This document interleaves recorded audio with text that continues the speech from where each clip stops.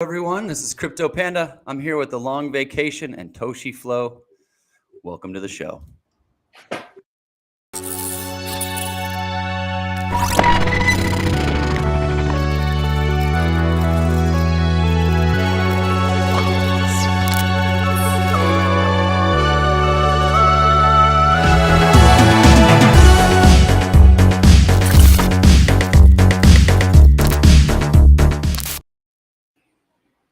What's up? Love that synthwave vibe. That's a pretty cool intro. You like that? Yeah, I like that. Yeah. Awesome. What's Yeah, going yeah. on? Of course, you guys do. I've seen some of the materials. Well, hey, man, men's. I'm so happy to talk to you today. I've got a couple of questions for you. And Toshi Flow, I'm so glad that you were able to jump on. I know you're having there's camera issues with Restream, but if you want to keep trying to see if you're glitchy and popping off, it's fine. We can hear you just clear or loud. Yeah, clear, so. it's Restream bugs me a lot, so sorry about that, but I am here. Okay, no problem. So I see some chat folks coming in. Let me give a couple folks some wrenches. Hexanair 1960, good to see you. I stubbed my crypto. Thanks for being here, Crypto Kindness. Yeah, good to see everybody today. We started a little bit earlier than my normal streams, but it's a great day. Really exciting. There's so many things in the PulseChain ecosystem to be excited about, and I want to talk to you guys. Hey, Godfather J6, I want to talk to you guys about PowerCity. And I know that oftentimes you are talking to other streamers. I try to, if I can, I haven't watched all the other interviews, but I want to try to take a different approach in terms of my questions. So in understanding a little bit more about what it is that you all do, I have my perspective, and then I have some very specific questions. But the way I look at it is, and correct me if I'm wrong, you can explain it in your own terms, but you guys are sort of an ecosystem within the ecosystem. Like you're they say the people that got rich were the ones that sold picks and shovels in the gold rush. And I feel like you guys are picks and shovels and horses and horse feed and everything else. So for anyone that's not familiar with PowerCity, go ahead and just tell us quickly a little bit about it, and then we'll get into the other questions. Sure. So I'm on vacation. Toshi Flow's with us here as well. We're a team of 13 people who've come together to build a suite of dApps and services to launch on PulseChain, all centered around the core and interlinked with each other. So a very synergistic ecosystem of apps that will drive adoption and transaction volume on the chain. So what we're trying to do is build new DeFi that will be on PulseChain, early to bring people onto chain. So we have bridges, we have a core Treasury similar to Olympus. We have a NFT marketplace, Pixel Park, which will be able to not only trade amazing artwork and media, but also some DeFi and unique NFT uses. We have the accelerator yield compounder that will seek to, among other things, automate the haunted strategies for liquid loans. So a lot of utilities, a lot of tools that will help bring value to PulseChain, help bring adoption to PulseChain. And the more transactions that we can drive on chain, the more volume and the more value we can bring on chain. One, it's better for the ecosystem as a whole because more transactions means more fee burning and more pulse burning, right? And also, it gains the attention of the big players out there of the world who might want to also build on PulseChain and bring their communities onto PulseChain and seek us out, right? We're a cheaper, faster, better alternative to Ethereum. And we need to prove that. And we're here to help set that foundation for PulseChain. That's awesome. Toshi, you have anything to add to that? No, he summed it up there. He pretty much crushed it, huh? Yeah. And Crypto Kindness, GTSY means good to see you. Will be your real-time acronym dictionary. So yeah, I mean that's so many things to unpack. So, and we don't, I want to, if we can do this in an hour. If it goes over, there's nothing, no big deal. But usually about an hour is what I think is good for this. I have 3 questions, but you reminded me of another one that I have. So And I'm going to ask it first because it's of interest. As things have gone sideways with Hex, and we're just we've been waiting. This is for months now. I just love crypto culture. I've broken down as much as possible this guy Richard Heart, and analyze him as much as possible, and also the community. And then now we have this Hexkin community, and now we have this what seems to be an even bigger community in PulseChain. But I started looking at other chains, other networks, other ecosystems, because I want PulseChain to be the best. I want it to be number one. I don't want to be number two to Binance. I want us to be number one. And one of the things that I got really interested in checking out, I think I even did a video about it, was DAOs like Olympus, and then Avalanche had a whole. Avalanche is actually a pretty good name for everything that happened to all the DAOs there. But now we're seeing this resurgence in DAOs on Ethereum with Cult and some other copycats. It seems though that there's what I would call let's call it responsible rebasing. The APYs that those Avalanche DAOs were running out was ridiculous. Can you talk? I don't know what you can share with us, but can you tell us a little bit about the rebasing functions and how this will work? And is it a function of Watt, or is it of the Watt token, or is it something else completely different? It's a function of the core. So the core being based on Olympus, but heavily modified, is and the idea is it's a reserve currency that's fractionally backed by a treasury. That treasury contains a bunch of Pulse, maybe other assets in the future, right? And as the treasury grows in value, then Watt stakers will earn more Watt, right? And that's essentially if you boil it all down, what Olympus and other forks did, right? That they all have different approaches. The big thing that, and it's good to see validation on our plans, right, by other projects out there, because we started making these plans back last fall on how do we fix how do we fix Olympus and the technology, because the technology itself is fantastic. Have a protocol own its own liquidity, have a protocol be able to earn the fees off of its own liquidity and share that with the stakers, and to be able to bond with assets that it needs to go invest elsewhere, right? And these concepts and the internal auto compounding, which is rebasing, just meaning that when you stake, it will then automatically compound your stake through rebasing the number of receipt tokens you have. I'm getting overly technical with it, but it's just basically when you stake, it will automatically compound the amount that you're earning based on whatever you have earned up to that point, without you having to manually claim and restake every time to be able to do that. Because normally you would have to manually perform that function. Through rebasing, it automatically compounds for you, which is why these protocols, they pay out an APY, right, an annual percent yield, versus an annual percent rate APR, because the yield implies compounding, right?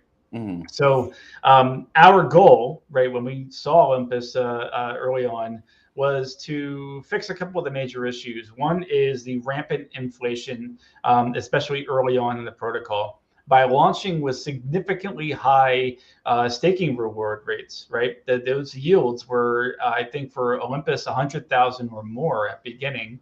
Some of them were in the million or billion or trillion range. One of them was so high it said, "Trust me, bro, it's high," right? I mean, it just got to be a meme of itself. Yeah, I remember that one. Point. Yeah, exactly, right? It just got funny, and they weren't taking it very seriously, and of course they all failed as a result. We take it very seriously that we want something that will slowly grow, right, and will be sustainable, because that staking rate, right, the yield that you earn while staking determines your runway that you have, how long staking rewards can be maintained at that rate. And some of them had 6 month, 9 month, 1 year, 2 year runways, right? We're trying to build something that has an infinite runway that will be sustainable long term. And the only way to do that is to build other sources of income for the treasury outside of just selling Watt tokens, right? So that's one way the treasury will grow, which is selling Watt. Another is by bonding, by buying other assets and investing those in other DeFi protocols to earn a yield and bring that back into the treasury. So maybe buying loan tokens and staking them in liquid loans to earn USDL and Pulse in the loan fees.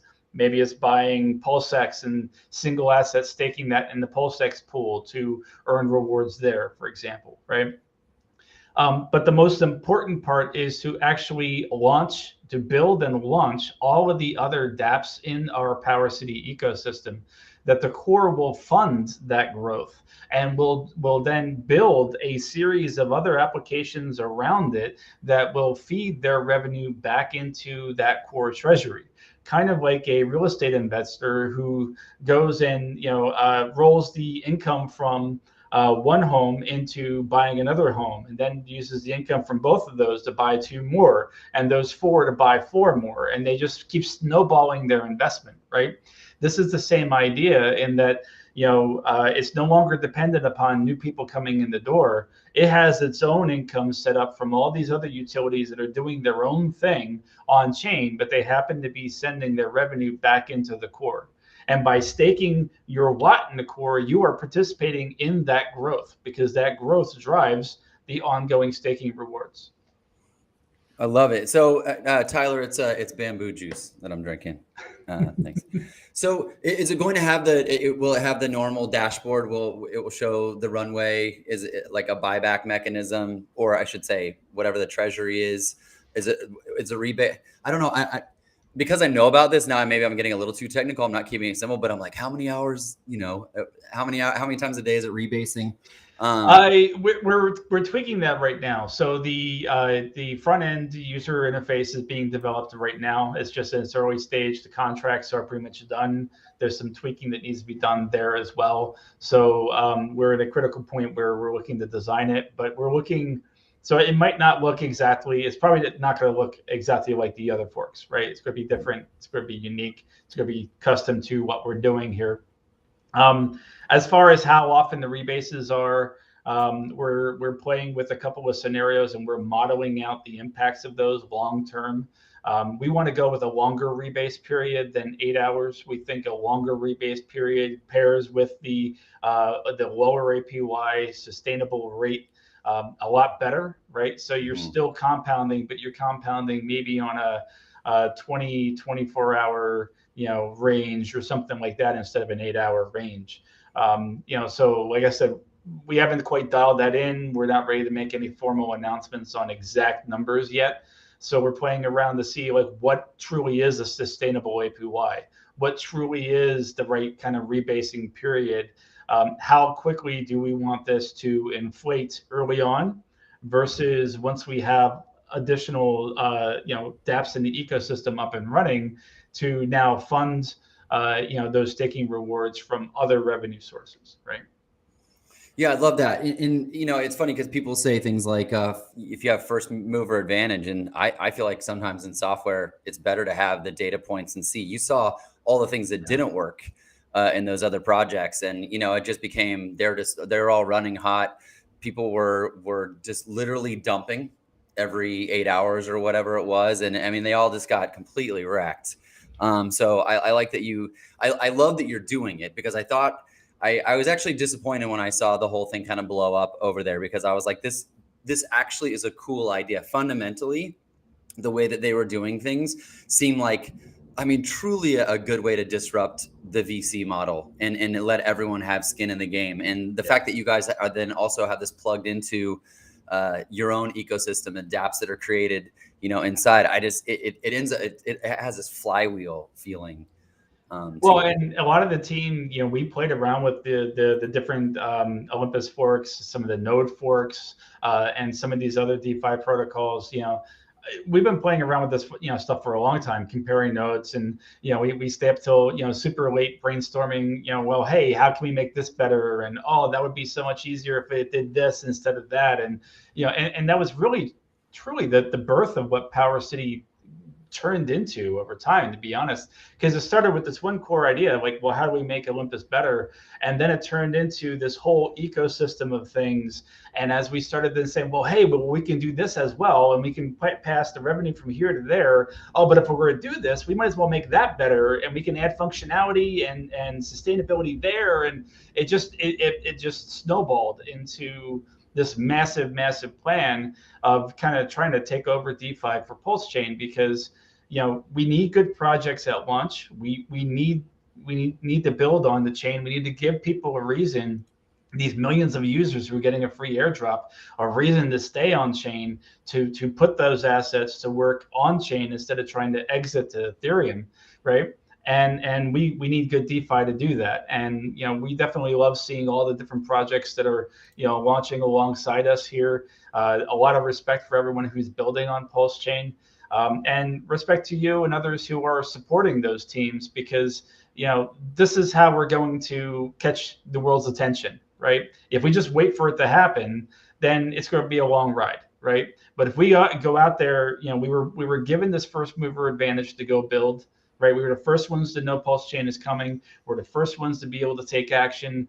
We should be the ones to be able to build tools that are designed for the community, by the community, right? And not a bunch of VCs that are looking to just extract maximum value, right? Yeah, I mean, their model is to dump on everyone's heads. Well, and I want to get to I want to get to bridges here in a second, because that's the economic energy coming from outside, and I have questions about that. But it's so funny because of all the side research I was doing, it's like you guys are in my head, because I'm like, I like the rebase, the node, like watching there are people, there are node kids who just want to invest in nodes on a chain. Like they're like, shill me some Avalanche nodes, or shill me FTM NFTs. Like, and I don't think that, and it makes sense. But they also seem willing, if as long as things are cheap and fast, and there isn't a community there where they can get a hold of and see something positive, then they're willing to shift. But a lot of them don't want anything to do with Ethereum. They don't want anything to do with right. Ethereum, because they're like, you talk about anything that's on it, and they're like, nah, it's just too expensive. They can't do the things that they want to do, and that's where we get the massive numbers. And I'm sorry. Depending on who you talk to, everyone wants the big money coming in. There's the excitement around, we're talking to these high net worth individuals, but there's no army like a young army that's got a couple $100 into a coin and thinks it's going to make him a millionaire. So, yeah, and those guys, like, and it's like, how would you invest into a node protocol on Ethereum when you want to take take your gains every day, and they're getting negated by the gas? It's like, it's a huge turnoff for those guys. They want to play on the chains that have low fees, and I think Pulse will be one of them. I totally agree. Well, and it's funny because if those node projects launched on Ethereum, well, I don't know if it's strong or whatever is on Ethereum, then the gas fees actually prevent people from doing the dumping, and some of those ones with the cheaper gas have to then they have to have lockup periods and things like that. Well, what they're doing is, like Thor, for example, they just changed their strategy where the longer, or I guess you call it their claim tax, the longer you hold or the longer you don't take your rewards, the less you get charged the tax. They want people holding like a month, instead of taking those daily rewards out every day. So they're trying to incentivize people. The longer you don't take your rewards, the lower the tax will be. And then, like, in a month, if you take your rewards, then it'll be, the lowest, and then it'll reset back to the highest percentage again, and then you work down again for the next month. So they're trying. I see. Yeah.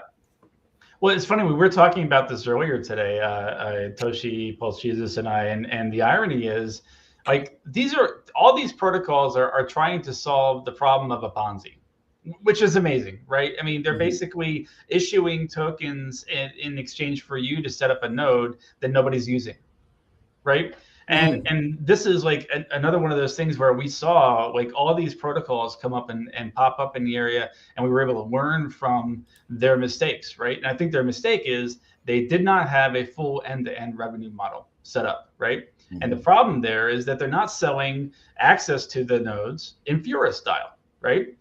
Strong's mentioned that they're going to do it someday for God knows how long, right? But who knows when they're going to do it. So our goal, like when we can get to our energy nodes as a service project, right? We want to set up a decentralized marketplace that will allow people to stand up nodes on one side and maintain, those through a centralized data center and sell that access to developers and dApps who need those nodes to consume data to run their sites and everything on the back end, and basically pair them up. So you have people who need access to data, who want to buy capacity of servers that are set up by people who want to operate those servers, right?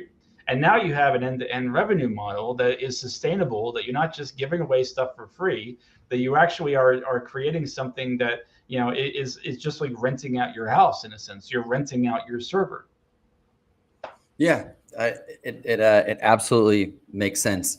And I want to talk about bridges. And before anyone's like, oh, bridges, we're going to talk about crypto bridges. I want to make sure that everyone understands the reason that I'm asking is because we need economic energy from the outside into PulseChain. And this is of all the stuff that you guys have going on, this is the thing that I got the most excited about, frankly, because again, I saw I've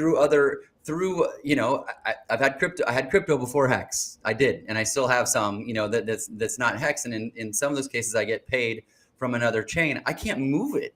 It's not big enough to move to Ethereum on using like AnySwap or anything. It's ridiculous. So, but the benefit of being in those other ecosystems and looking at it is that I saw like, oh, to go from this chain, from any chain, basically that's not Ethereum, it was like $1.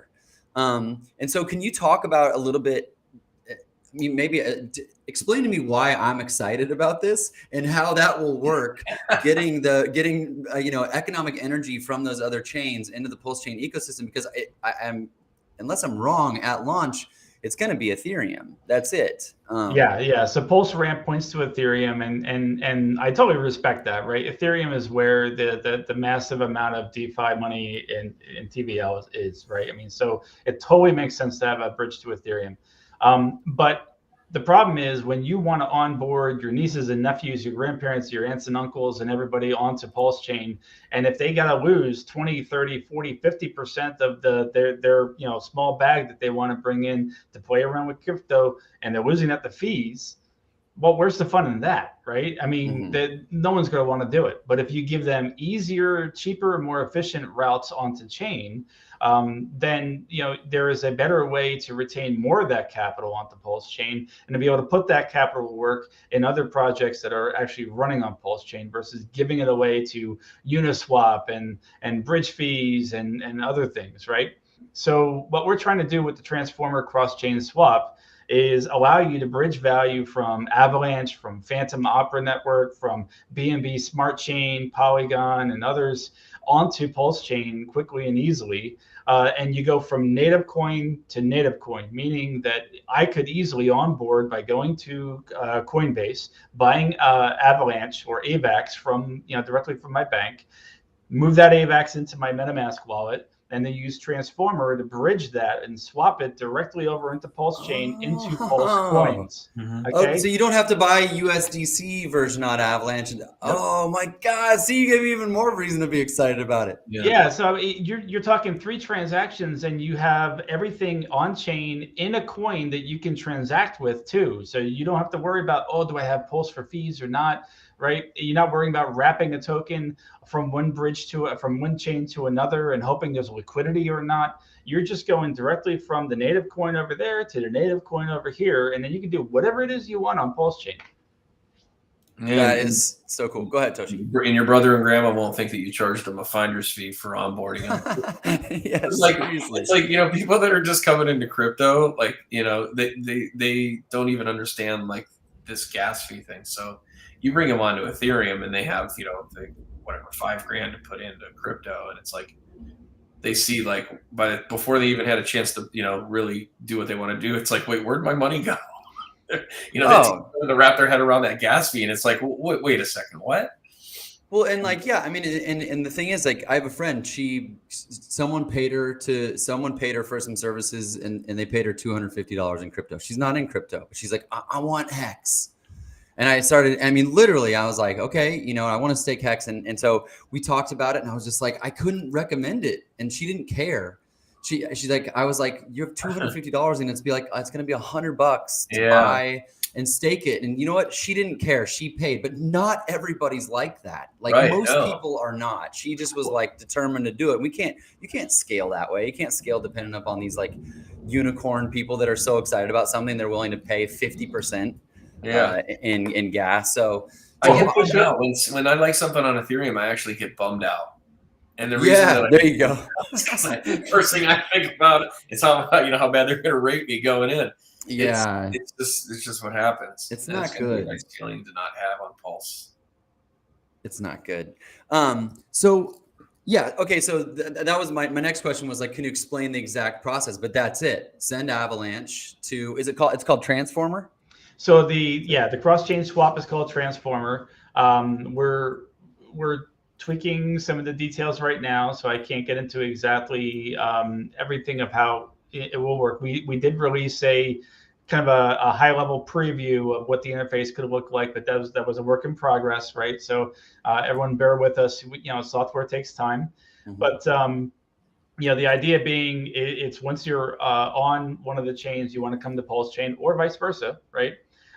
It's just a matter of coming to the PowerCity transformer, and then you just swap from that coin to the other coin. And what it does behind the scenes is it'll swap you, say, from AVAX into our bridging token, and then bridge that value over, and then swap you from that bridging token into Pulse. So it takes you end to end through it in one action from your perspective.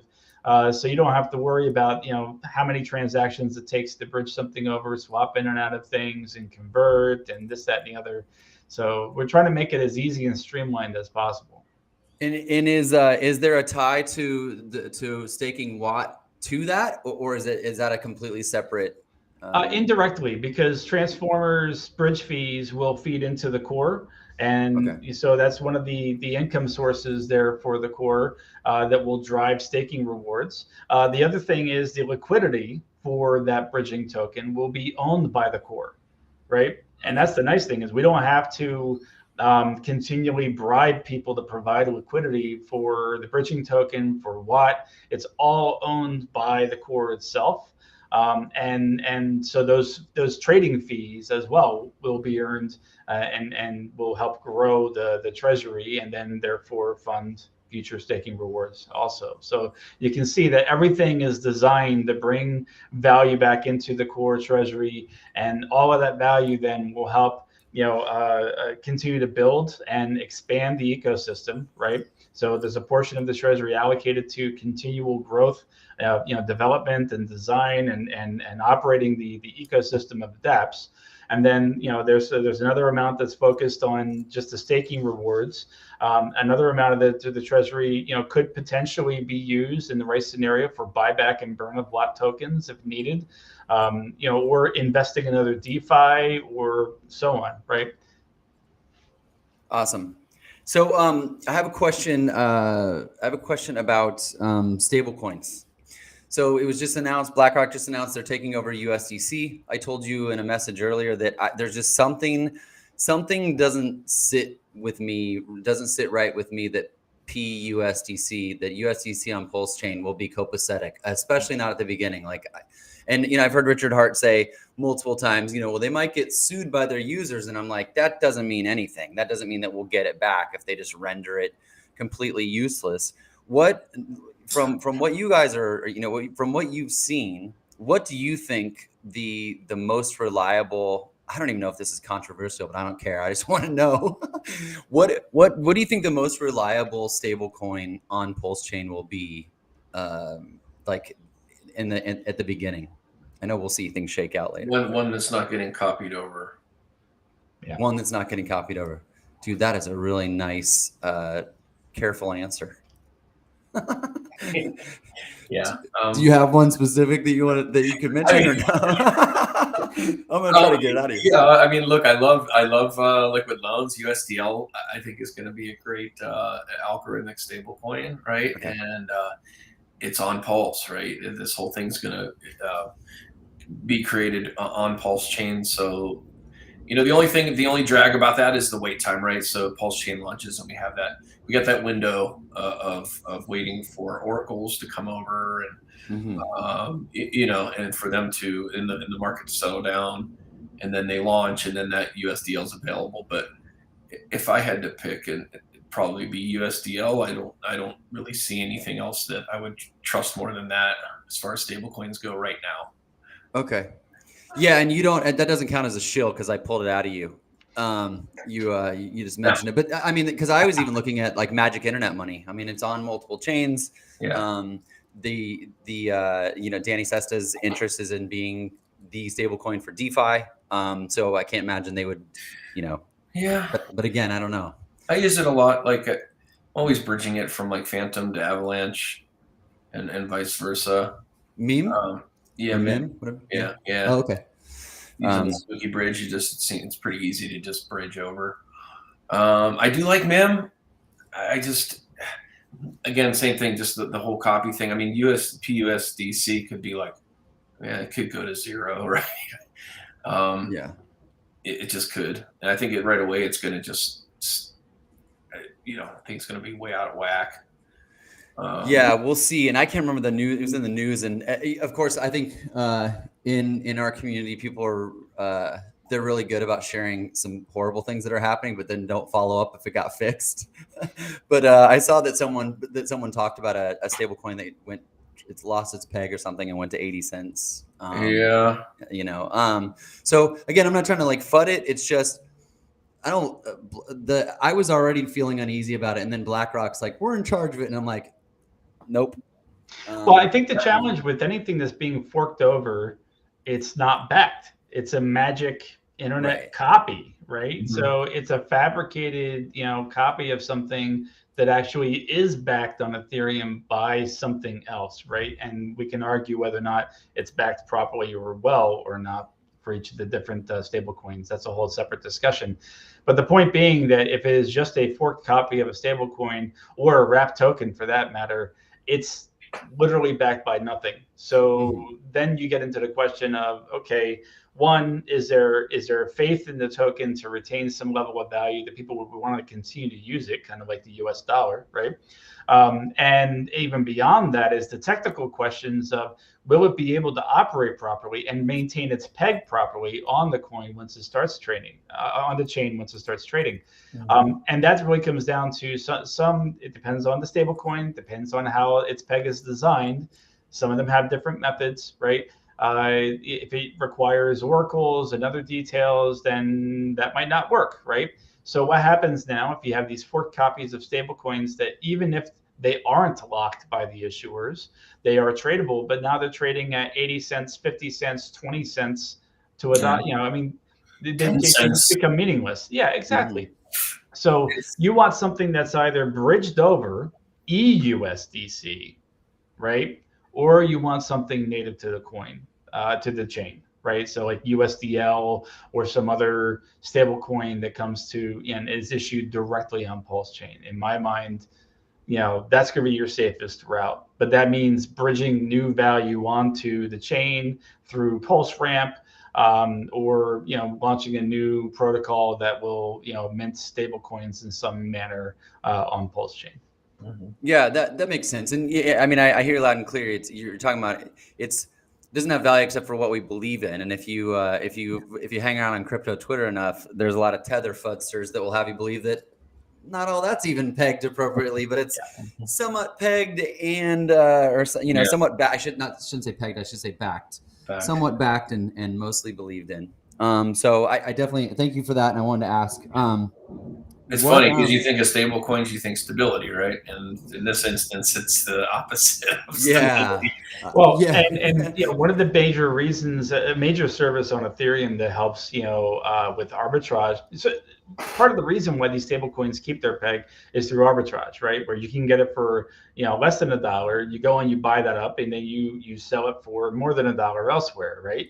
And that's the whole point of, and it just kind of drives everything back to $1 when it's all said and done.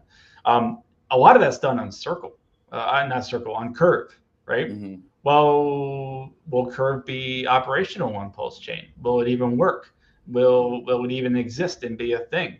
right? Will there be other ways for people to do massive arbitrage on stable coins? I mean, those are all really big questions that I don't think anyone has answers to. And personally, I'm not assuming that any of that's going to be in place. It might, and if it is, fantastic, right? Because we want those guys there. But if it isn't, well, that you gotta have the guts. Yeah, you gotta have the guts. You have to have the guts to want to ARP it too, right? Yeah. I was gonna say that's one of the things I'm most excited about with everything that's coming up we're gonna get to see how a lot of things play out, but being interested in seeing how something plays out and willing to put your money there is another thing altogether. So somewhere in the middle we'll see what the strongest the strongest products or projects or functions are. But it is kind of a fascinating. It'll be a fascinating thing to watch. So I hope I didn't poo-poo on your question. No, dude. Because I know you're probably thinking copies and how do I get No, I'm not. I'll tell you where it came from. Actually, it came from my question. I was going to apologize for asking as a stupid question, but I'm like, what? So because I'm not going to. I'm going to do a stream with Krypto Heart and some other folks and literally have popcorn when they announce mainnet and just watch. But I started thinking, I'm like, okay, so there's clearly a lot of folks that sacrifice that are not in our community. They just saw the opportunity. Whether they like or don't like Richard Heart, they're like, the guy makes stuff that goes up. And so they're just looking for their 2, 3x, 5x, and then they're going to dump. And I was having coffee with a friend. I'm like, what are you going to sell your Pulse for? Yeah. And that's how the stablecoin question kind of came up. What are you going to sell for? And most people, if you just ask them, they'll be like, oh, you could sell it for lots of stuff. And they're stating other coins effectively on PulseChain. So no, you didn't poop on the question. It was just, it really came out of that initial question of where are you going to sell it? Yeah, that's the point. Well, speaking of which, what are you guys going to do? What are you guys going to do the first day when mainnet launches? I mean, I'm pretty much, I'm battening down the hatches for a minute. I think I'm just going to hang on to what I got. I might play around with a couple things getting copied over. Just, it's just see. But that's not really where, I don't care too much about that. For me, it's just about, it's delayed gratification. It's just, I'm excited to be able to participate in the sacrifice and be in a position to have tokens on a chain that is brand new, and I'm cool with just delaying gratification sitting there. I'll be in the PulseX single-sided staking pool, and I'll be staking some Pulse to some validators. It's long-term stuff. I just hodling diamond hands the whole way and just sit back and watch. It's just cool not to be able to have to sit in line and be part of the rush of people trying to jump in this thing. Yeah. What about you, Vacation? A lot of the same, for things that I happen to be in my Ethereum wallet that I don't think will have utility on PulseChain would be to swap out of those. And then, delegate some Pulse to some validators, allocate some for some of my Pulse to put into liquid loans in the future to run the haunted strategy, or put it in our accelerator once that launches for the haunted strategy. Create my Pulse Hex staking ladder, right, with my liquid Hex. And put the Pulse X to the work in the single asset pool. I'm personally not looking to provide liquidity. I know some people are, and I applaud them for it. Personally, it's just not something I want to, spend the time to really have to shepherd and track and keep an eye on. Maybe once we have our accelerator running, where you can auto compound your liquidity farming tokens into more, liquidity shares. Maybe that might make sense. But I want to see the dust kind of settle a little bit. Prices kind of normalize just a tiny bit before I hop into that. It seems like the smart thing to do, and I like that you're someone that's at your level in terms of leading a project is saying that you're not going to be doing, that you're not interested at the outset of doing the yield farming, because I have a lot of friends that ask because people are talking about it. And I'm like, if you want to learn about yield farming, go learn about it now. But we've waited so long for this thing to launch, and for you to just think like you need to provide liquidity or you need to yield farm just because a bunch of people are talking about it. So I just recommend, I'm like, if you want to do anything, just look at single site staking with PulseX. Yeah, it's simple, it's easy. You can mess around on the test net with it now, and you're not going to get yourself wrecked and be like, what happened? Except Triplet Dad, I think, broke the PulseX for a little while. What, really? He sucked up all the liquidity, and then they set the rules and all that stuff. Yeah, he was degening hard in there. Dude, that's awesome. That's what it's for. Yeah. There's gonna be people moving hard, heavy in there, and definitely I applaud them because they have the experience and the knowledge to go do it and do it right and not get wrecked, right?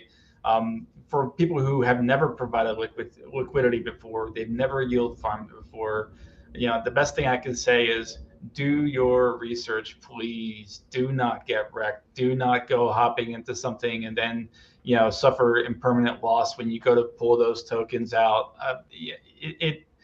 Look, anyone who's gone and gone the degen route in crypto, can share their war stories of how they learned, right? All the things you shouldn't do by doing them, right? Mm-hmm. And we've all gone through those experiences of making all the mistakes and chasing all these shiny things and whatnot. Many of us have.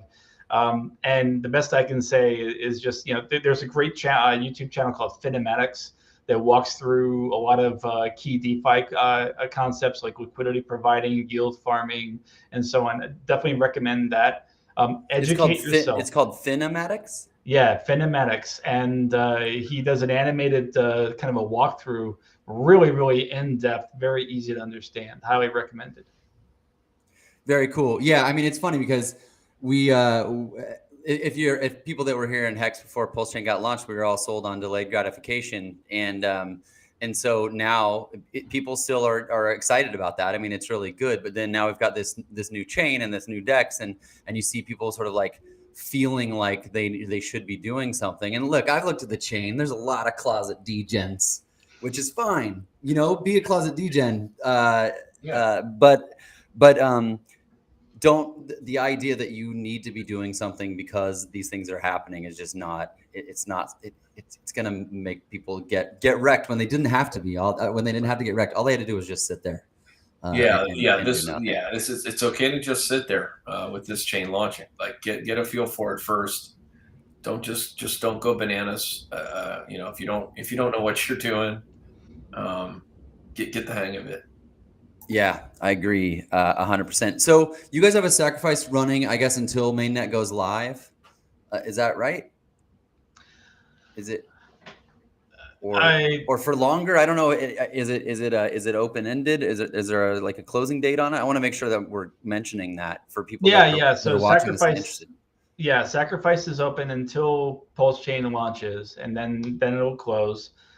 So right now it's a 1-to-1 sacrifice ratio. So 1 sacrifice point to each USD value sacrificed. And there's a whole website, sacrificenow.io, that explains the political statement, what chains and tokens are recognized for your political statement, what address to send it to, and so on, as well as some bonus structures. We're very interested in giving back to the community and trying to add value to PulseChain, and that even extended to the sacrifice structure, where if you helped create and build the rest of the ecosystem by sacrificing the other projects, then there is an extra bonus that wallet can be eligible for. So if that wallet sacrificed for PulseChain, PulseX, liquid loans, and/or the Internet Money Dividend token, then up to a maximum 55.55% combined bonus could be available to that wallet, based on sacrificing to those other projects and helping build up everything around PulseChain.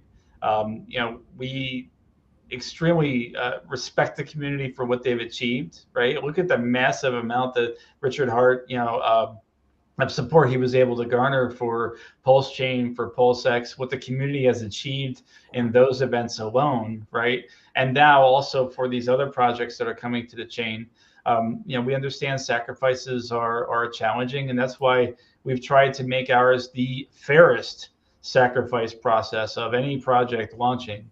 And that's why we don't have that ramp, that price that gets more expensive every day like others have. Is that open one-to-one through whenever PulseChain launches, and that way people have time to be able to participate when they can, how they can, and they can be eligible for those prior sacrifice bonuses whenever they do want to participate for PowerCity. Yeah, we've helped a lot of onboards. We've helped onboard people into a lot of these sacrifices. PulseChain, PulseX, Liquid Loans, and it's stressful. A lot of people are, they have money coming and they're trying to get in time, and they're dealing with this bonding curve. And we wanted to literally create something that you could be a part of and not have to be in a pool. That was our biggest thing. Is like, let's make this doable for everybody. And you sack to your own wallet, and you don't have to be in a pool. And if right now it's one-to-one, like LV said, but if you sacked from the same wallet that you sacked a PulseChain, you get an extra 15.25% on. PulseX, you get another 15.25%. Liquid Loans, you get a 12.5% bonus, and then Internet Money, same 12.5%.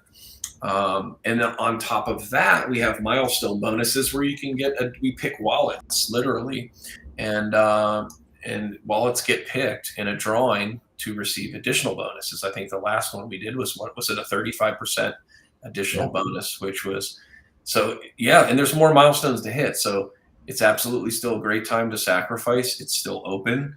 And we did this so you don't have to worry about the bonding curves. You don't have to worry about being in a pool. I like that. And yeah, I put the links in the description. And Toshi, I don't know you that well, but when the first week that you guys had the sacrifice, I sacrificed them just because you were involved, to be honest. And then as I got to know more about it, I put a little bit more in. But I like that. So, thanks, and I think that as we've looked at, as we've seen how some of these are going, I like this approach that you're taking with it. And the other part of it is that it's not this. That unit bias where people are like, well, $1 gets me 10,000 points. And can you just talk a little bit more about the, because I don't want to call yours a responsible approach, because that implies that those are irresponsible. It just show that there's so many tokens that are being minted. Can you just talk a little bit about this, about the ratios and why you're starting with those and not doing the 10,000 to 1? Yeah, I think there's different approaches for different projects, right? If you look at PulseChain and PulseX, they're designed to be deflationary. So starting with a larger number of tokens actually makes sense. You want to be able to have a large number and then slowly burn down, but you want to be able to burn down over the course of 10, 20 years, not necessarily or longer, not necessarily immediately, right? So having 150 trillion coins or whatever it is going to be for PulseChain, right? That makes more sense in that regard. But when you have a token that is designed to inflate based on the growth of its underlying treasury, then by definition, you do not want to launch with 150 trillion coins and then inflate to 150 quadrillion coins over time, right? It just doesn't make sense. So the design of the core is specifically to allow for that action to play itself out over the course of several years. And like I said, we're modeling this whole process right now to try to get the right kind of details dialed in so that the inflation rate is enough to reward stakers responsibly and sustainably without overinflating the supply and driving the price down through constant selling, right? So there's a couple functions that are built in the protocol that help support that. We can get into detail on those at another time.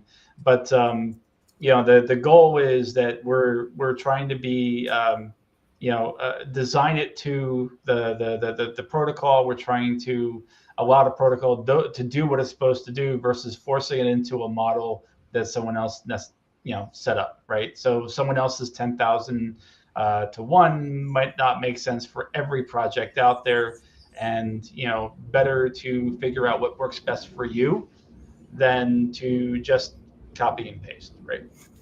Yeah, that makes sense. And if if I'm hearing you correctly, it also seems like it's another function of rewarding long-term stakers, that those inflationary with the rebases and things like that for how it works. So thanks for answering that. It was one of those, again, I feel like you guys have thought of so many things, and I'm just being honest. Like I knew that your project existed, and I read up on it a little bit, and it just kept coming up. It's one of those things. You start getting, I'm busy at work, so I kind of get burned out on content, in terms of like, I can't take it all in, and so then I just kind of freeze up and don't watch anything. But when I read more about what it is that you're looking to do, and you guys just have so many like people that I don't necessarily know, they're internet friends, but people that like on Twitter and in chat that really love you guys and love this project. And so I was like, okay, I want to take a look at what it is they're doing here. And then when I looked more into it, I was like, wow, this is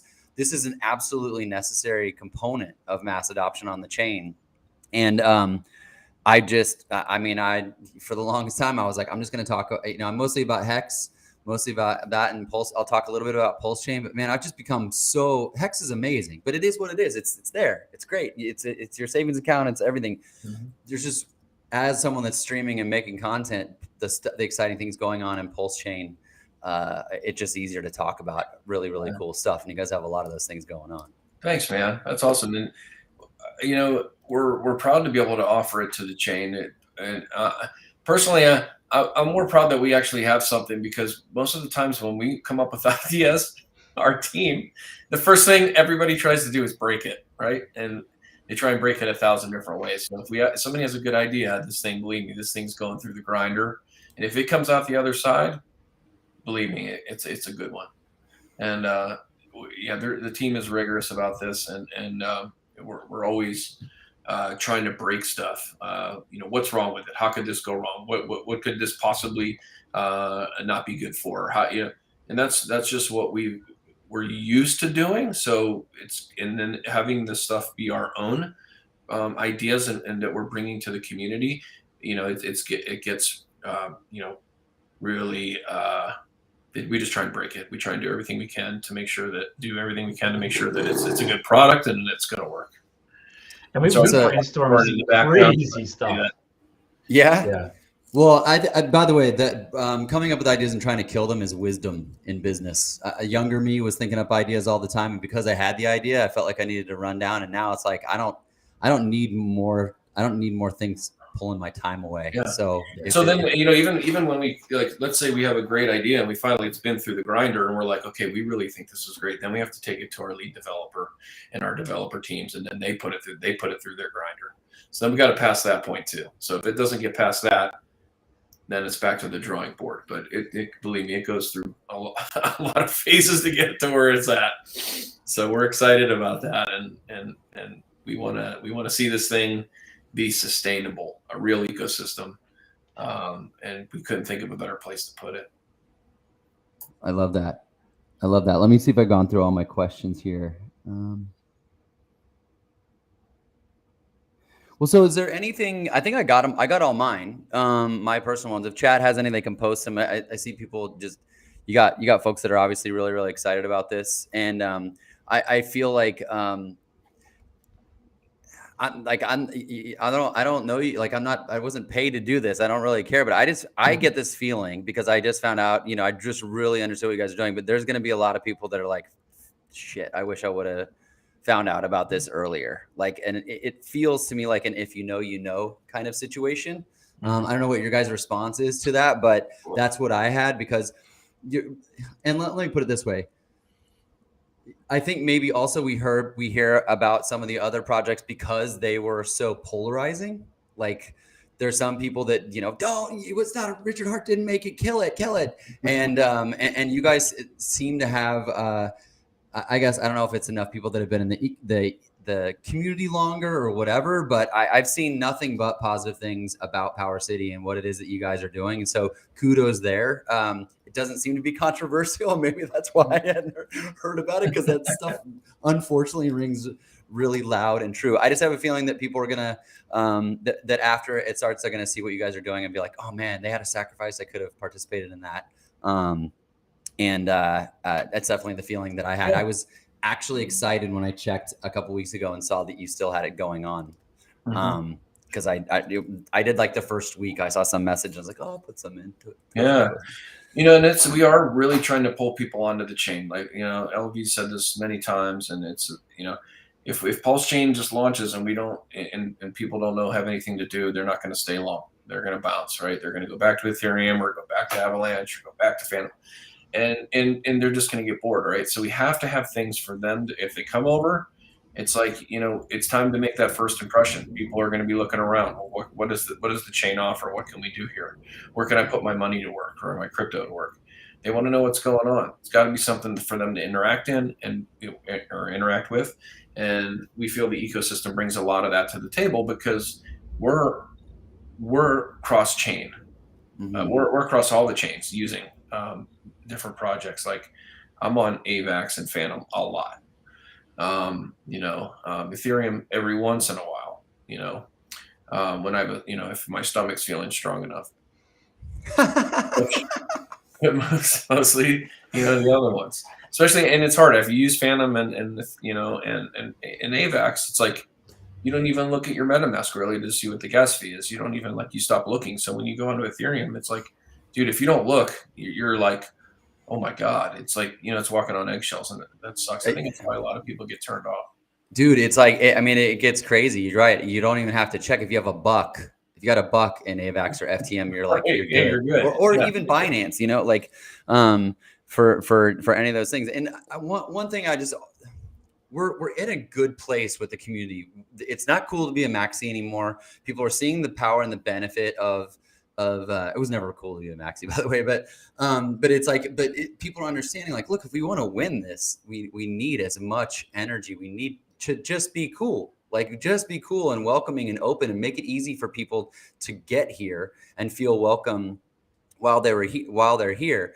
But the passion in those other, I always recommend to people, I don't care if you're a Richard Heart maxi or if you're an ecosystem maxi, look outside and see these other ecosystems and see the passion and the excitement that people in those communities have for that chain. And it's because they got there because it's fat. They got there for however reasons they got there, but fast, cheap, and something that they were interested in. And so the thing that I've been watching, and that I don't know, we won't find out until we find out, is what is I feel like PulseChain is going to have a category. It's going to have its, you know, pause and all the different honeypots. But what's the new category? Oh man, that gets really. Do you have an idea? NFTs, man. You do? Okay. Yeah, because look, all the NFTs are getting copied over. So people are going to have copies of these NFTs that they've had success with on Ethereum, right? They're going to have the Bored Apes. They're going to have the CryptoPunks. They're going to have everything's copied over that existed on Ethereum. These NFTs are going to be in there. They're going to have them. They're going to switch the RPC settings, and they're going to have these NFTs. Now they can hop in and start interacting on PulseChain, you know, with this awesome NFT that they already had owned, and now they can experience PulseChain and realize, like, God, you can do transactions, you know, with NFTs for fractions of pennies versus what they're dealing with on Ethereum, which NFTs are huge on Ethereum, and people have been dealing with it with the gas fees, but the NFT market is an awesome market. And it's growing, and we're finding more use cases, and I could go on about this all day long, but we're super excited about Pixel Park, which is our NFT marketplace that's within PowerCity. And we feel this is going to aim at being the largest digital marketplace for crypto collectibles and non-fungible tokens, you know, otherwise known as NFTs, where users are going to be able to buy, sell, trade, create, and discover exclusive digital marketplace items on PulseChain. And we are going to be the first and only NFT marketplace that's going to exist across all the blockchains that's actually part of an entire ecosystem. So as they're participating with, you know, interacting with their NFTs, if they're part of the core, then they're going to share in the revenues that Pixel Park generates, and they'll see the benefit from that. Now, you know, Pixel Park will include, you know, the digital artwork collection side of the NFTs, and I'm sure you've seen them, our videos that we've done. I think one of them, the commercials for Pixel Park, showed some live art being drawn in our commercial. It was actually created by some of our artists that we're bringing over to Pixel Park to create their own collections. But we're also very interested in many other types of use case NFTs, which represent tangible and financial assets, right? So, as far as the design of Pixel Park, it's going to feel real similar to OpenSea. It's a complete ground up build because you can't fork OpenSea. But if you've used it, it's going to feel really comfortable. And obviously, the gas fees aren't going to be the same. It's going to be a lot less. So, when you say, sorry to interrupt, when you say those, the horn's honking. When you say usable or functional, are you talking about like Universe has those node projects that have the NFTs that they make and they generate? It's like, I call them DeFi NFTs. Is that what you mean, or is it something different that's not art? That's one of them, right? Okay. So nodes can be turned into NFTs.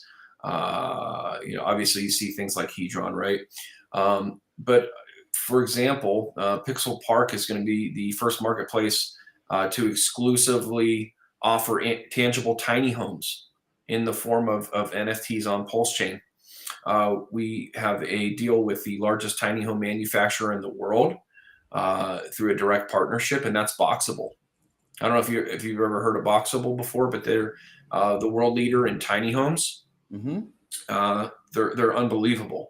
So it opens up a whole new realm of diversification within crypto and real world assets without having to leave the chain.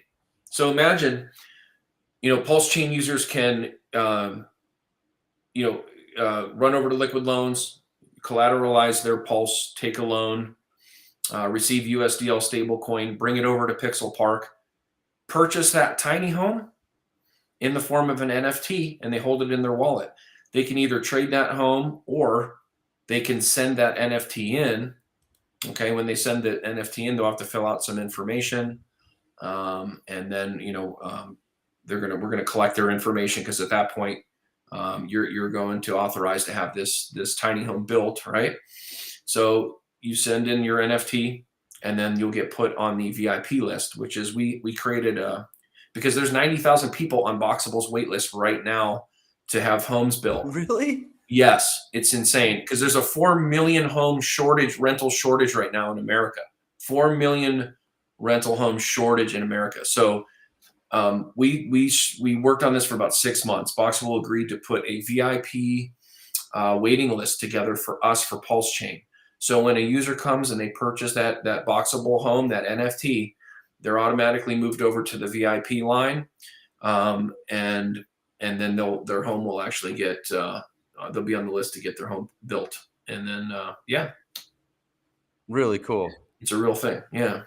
It's a real thing. Yeah. It's a real thing that you can live in. Yeah. It's as real as it gets. Right. Now, we can't tell you what to do, strategies and this and that because of securities purposes, right? But, like I said, you can take that, go to Liquid Loans, take a loan, take that USDL, bring it over to Pixel Park, purchase that tiny home NFT, and then have that home built.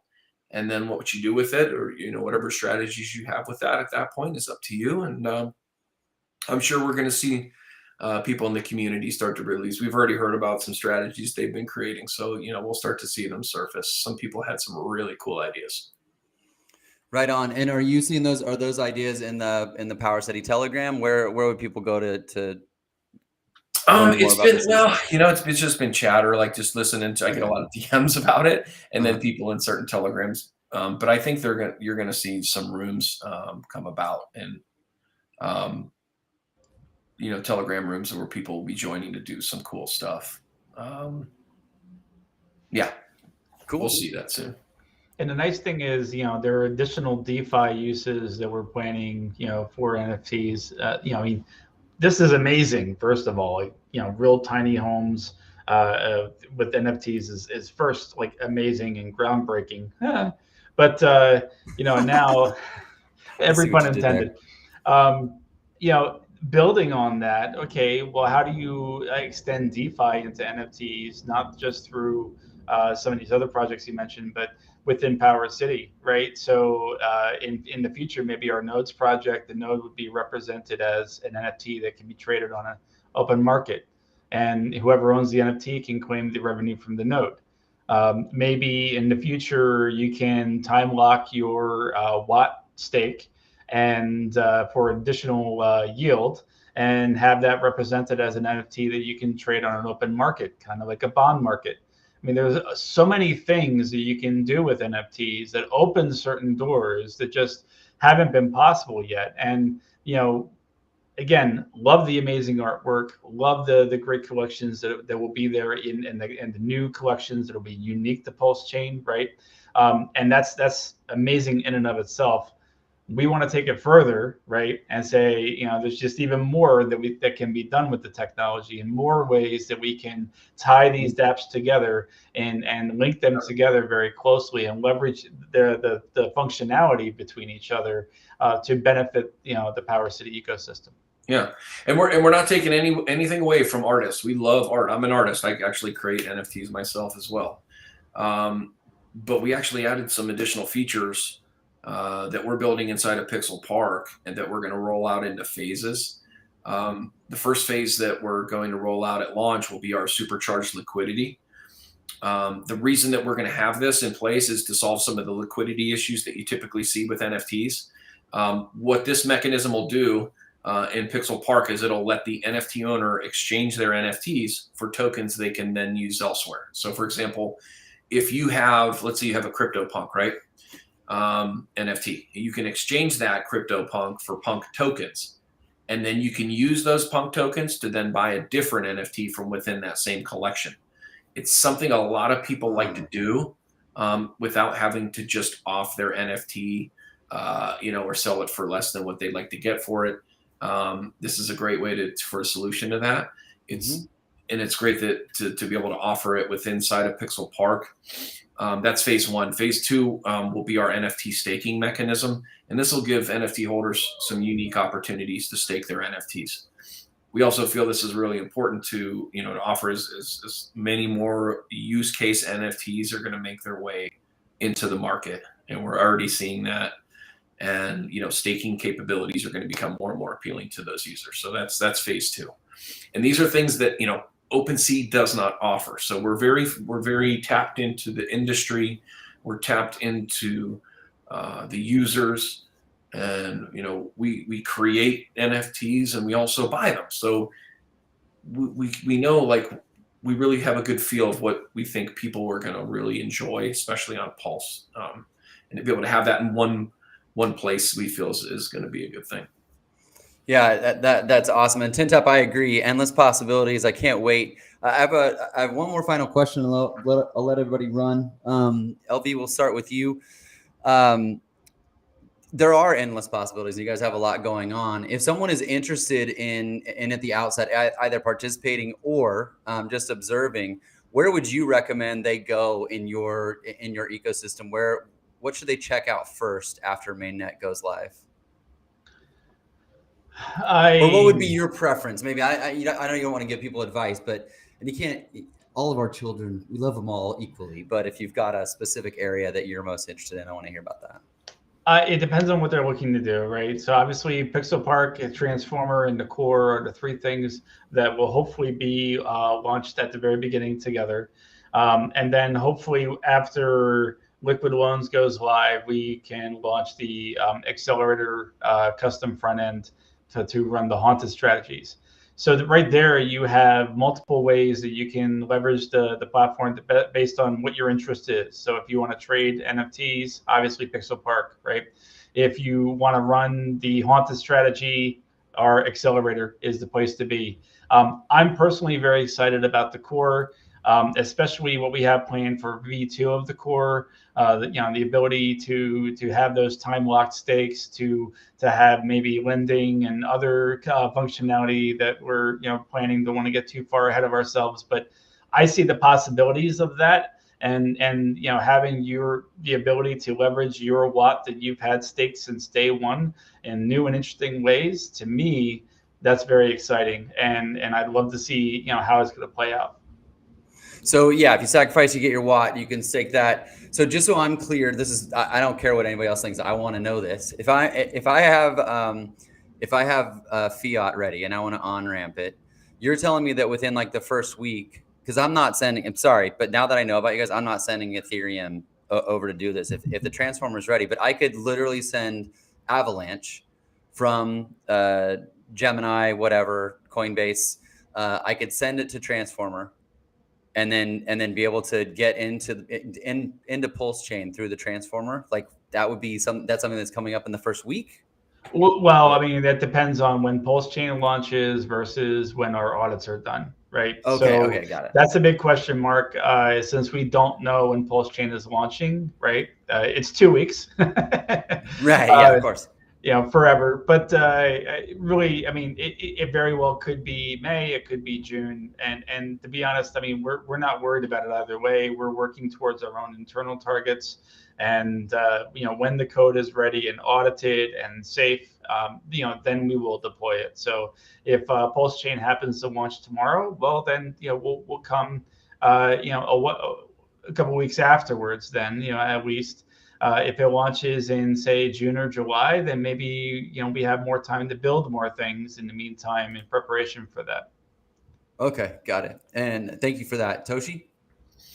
Oh, man, this is such a hard question for me because, I love everything on our platform. I seriously do, including the metaverse, which we really didn't dig into today. But, what we're starting to build in the background, as far as that's concerned, is just so cool and exciting, and will tie the ecosystem in even more. But, if I had to choose one, is that what you're asking me? Yeah, kind of. I mean, I think I know what you're going to say, but it has to be the core, man. I mean, the reason why. Really? Okay, I would have thought it would have been Pixel Park. No, I do. I love Pixel Park, but I gotta be if I gotta choose one. I mean, I love Pixel Park and all of the other ones, but if I gotta be and only can choose one, I have to go in the core.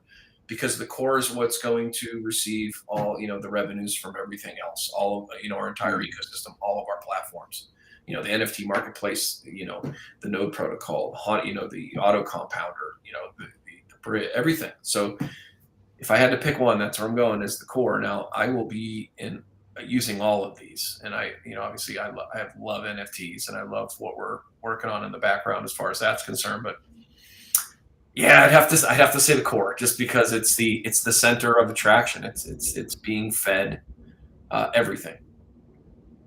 Got it. Thank you. Yeah.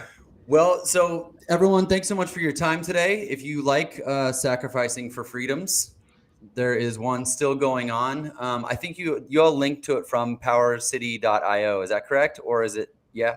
Okay. Correct. There's a banner on the top, green banner that has a link to sacrificenow.io, which is the sacrifice site. Yeah. Sacrificenow.io. Okay, great. Anything else before we break? No, just thank you for your time. Yeah. Okay. Thank you for having us on, bro. It's always good to see you, man. Of course, man. I legit had questions I wanted to know, so I hope they were useful to anyone else that participated. What we'll do is, you guys got work to do, and we're all sitting back and waiting, but maybe after we get launched, we could do another stream and get an update on where things are, new things that you guys are excited about. But thanks for all the work you're putting into this, and seriously and sincerely, thank you for building something or things that are going to help drive mass adoption into PulseChain. It's like there's so many smart people in this community, and I'm just blown away all the time by the stuff that's going on and the ideas that are happening. So I appreciate it, and I hope that you guys are super successful with all of them. Krypto Panda, thank you, man, for the kind words. Of course. Appreciate you, man. Thanks, chat, for being here. That's it for us today. Everyone have great days, and we will see